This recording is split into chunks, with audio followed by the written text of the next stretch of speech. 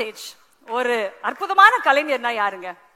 சினிமால எந்த கிராஃப்டாக இருந்தாலும் அதை கம்ப்ளீட்டாக ரெஸ்பெக்ட் பண்றவரு. அவர் எவ்வளவு ரெஸ்பெக்ட் பண்ணாலுமே முக்கியமான விஷயம் என்ன அப்படின்னு பாத்தீங்கன்னா, ஒரு நல்ல மனுஷனா இருக்கிறது. அப்படி ஒரு நல்ல மனிதனா இருக்கிறவரு கண்டிப்பாக எல்லாரையும் சந்தோஷப்படுறவர். ஒரு நல்ல நண்பனா யாருங்க? இன்பத்திலயும் துன்பத்திலயும் நம்ம கூட துணையா இருப்பாருங்க. இதெல்லாம் சேர்ந்தது ஒரே ஆளுங்க. திரையில மட்டும் கிடையாது, நிஜ வாழ்க்கையிலுமே ஹீரோவாக இருக்க நமது மக்கள் செல்வன் விஜய் சேதுபதி அவர்கள். I love you. உங்க அன்புக்கு ரொம்ப நன்றி. இங்க வந்திருக்க எல்லாருக்கும் என்னுடைய வணக்கம். முக்கியமா விக்ரனன் ரொம்ப நல்லா பேசுனீங்க, நிஜமா ரொம்ப நல்லா பேசுனீங்க. மென்டார் வெற்றிமாறன் போட்டுனேன். நான் படத்துக்கு மட்டும் தான் நினைச்சேன், மேடை பேச்சுக்கும் அவர் தான் மென்டார்னு எனக்கு தெரியாது.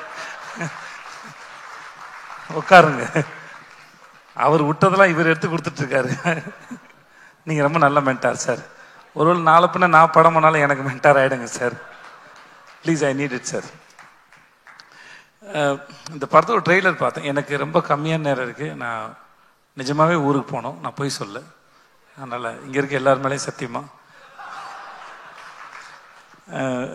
இந்த படத்தோட ட்ரெய்லர் பார்த்தேன். எனக்கு ரொம்ப நல்லா இருந்தது, ரொம்ப நல்லா இருந்தது, ரொம்ப பிடிச்சிருந்தது. எனக்கு மாஸ்க் படம் ஆரம்பிக்க போகிறேன்னு விடுதலை பண்ணும்போது ஒரு நாள் சார் சொன்னார், படம் இந்த மாதிரி ஷூட் ஆரம்பிக்க போகுதுன்னு. இன்றைக்கி அதோட ஆடி லான்ச்சில் அந்த படத்தோட இந்த டைட்டில் கேட்டோடனே இந்த கதை என்னவா இருக்கும் அப்படின்னு ஒரு எதிர்பார்ப்பு இருந்தது.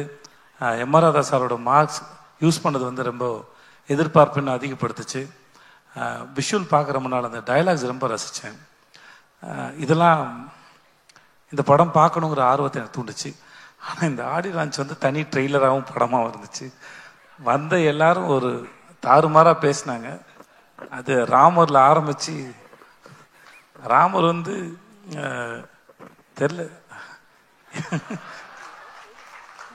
நான் விடுதலை எப்போ படம் பார்த்த, நாங்கள் ஒரு நாள் வெற்றி சார் கொடைக்கானல் இருக்கும்போது படத்தை ஒரு பார்த்துருங்க செய்து அப்படின்னாப்புல.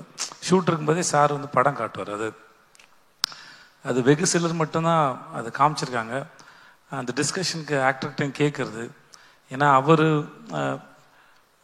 அந்த படத்தில் எவ்வளோ சிந்திச்சு அந்த படத்தை இயக்கியிருப்பார், இல்லை வேலை செஞ்சிருப்பான்னு எனக்கு நல்லா தெரியும். அதையும் தாண்டி படத்தில் வேலை பார்த்த எனக்கு அது மேலே ஏதாவது கருத்து இருக்கா, ஏதாவது சொல்கிறதுக்கு இருக்கா?